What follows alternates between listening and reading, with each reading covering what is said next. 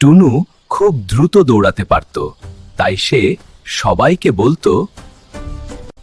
একদিন ধীরে হাঁটা কচ্ছপ মিঠু হেসে বলল, গতি না থাকলেও বুদ্ধি আর ধৈর্য থাকলে জয় আসে। টুনু হেসে উঠল, তুমি আর আমাকে হারাবে, চলো দৌড় দেই।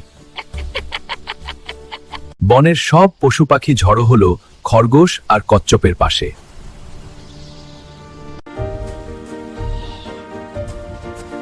খরগোশ আর কচ্ছপের দৌড় শুরু হলো। টুনু এত দ্রুত দৌড়ালো যে মাঝপথে এসে ভাবল, মিঠু তো অনেক পিছিয়ে, একটু ঘুমাই। কিন্তু মিঠু থামল না। ধীরে ধীরে এক পা করে সে এগোতে লাগলো। আমি থামবো না। কচ্ছপ মিঠু, অবশেষে মিঠু পৌঁছে গেল শেষ লাইনে।